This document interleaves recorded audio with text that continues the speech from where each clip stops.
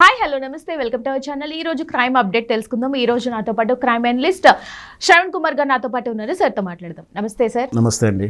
Sir, ఒక shocking video viral అవుతూ ఉంది నెట్టింట.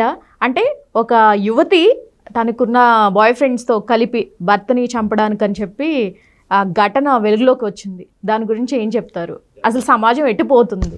ఈ మధ్యకాలంలో చూస్తున్నాం, పెళ్ళైన వివాహితలు భర్తను చంపడానికి, అది 5 ఏళ్ల కాపురం, పెళ్ళైన 3 రోజులు, 20 ఏళ్ళ కాపురం చేసిన వాళ్ళకు కూడా వివాహేతర సంబంధాల దృష్ట్యా భర్తను చంపడం, భర్తను అడ్డం తొలగించుకునే ప్రయత్నం, దానికి చాలా తెలివైన కుట్రగా భావిస్తూ పకడ్బందీ క్రైమ్ స్కెచ్లు వేసి భర్తను చంపుతున్న విధానం చూస్తున్నాం. అలాగే ఇప్పుడు ఈ సంఘటన కూడా నార్త్ ఇండియాలో జరిగింది.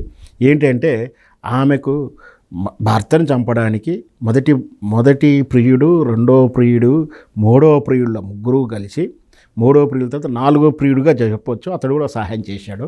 4 ప్రియుల్లో ఒక యువతి మొదటి ప్రియుడి సలహాతోటి రెండవ ప్రియుడు, మూడవ ప్రియుడు కలిసి, ఇంకొక స్నేహితుడు కలిసి భర్తను చంపడానికి భారీ స్కెచ్ చేసింది. అయితే అదృష్టం కొద్దీ అది బయటపడంతో అతడు ప్రాణాపాయ నుంచి బయటపడి ఆ పోలీసుని ఆశ్రయిస్తే, అరెస్ట్ చేస్తే ఈ కథ అంతా బయటకు వచ్చింది. అప్పుడు ఏంటి తెలిసిందంటే, ఈమెకు 4 ప్రియులు ఉన్నారన్న విషయం బయటపడింది. అప్పటిదాకా ఆమెకి ఏదో ఎఫ్ఐఆర్ ఉందనుకున్నారే కానీ, ఇవన్నీ ఇంత గతంలో మొదటి ప్రియుడు ఉన్నాడు, ఆయన ద్వారా రెండో ప్రియుడు అయ్యాడు. ఎంత కోఆర్డినేషన్ ఉంది, ఆమె త్యాగశీల్లా చూడొచ్చు ఆమెని.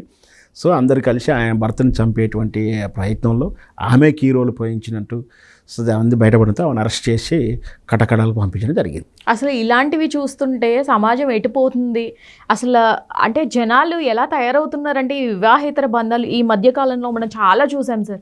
అసలు వీటికి అంతం లేదా? ఇలా తయారవుతున్నారు ఎందుకు? ముఖ్యంగా ఏంటంటే సోషల్ మీడియా ప్రభావం, దాని ద్వారా పరిచయాలు పెరగడాలు, తర్వాత వాళ్ళు ఏదో కోల్పోయి ఉన్న ఫీలింగ్స్, ఇవన్నీ వెరసి ఇంకా ఏదో ఎంజాయ్ చేయాలి, ఇంకేదో రకమైనటువంటి ఫాంటసీలోకి వెళ్ళిపోవడం ద్వారా వీటికి ఈ బయట పడుతున్నాయని కొన్ని బయట పడకుండా చేయాలని కొందరు చేస్తూ ఈ విధంగా ఇట్లా జరుగుతున్నాయి. ఎన్ని జరుగుతున్నా పాపం ఎప్పుడైనా పండుతుంది, నేరస్తుడు ఎప్పుడైనా దొరుకుతాడు. ఇట్లాంటి ఎవరైనా సరే జైలుకి వెళ్ళాల్సిందే.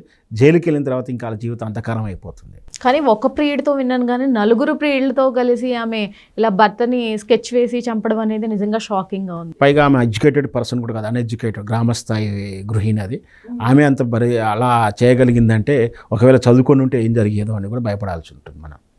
అమ్మో, ఆడాళ్ళు మీకు జోహార్లు అన్నట్టుంది సార్ పరిస్థితి చూస్తుంటే. అంటే వరుసగా క్రైమ్స్ ఇవి వింటుంటే అలాగే అనిపిస్తుంది. Thank you sir.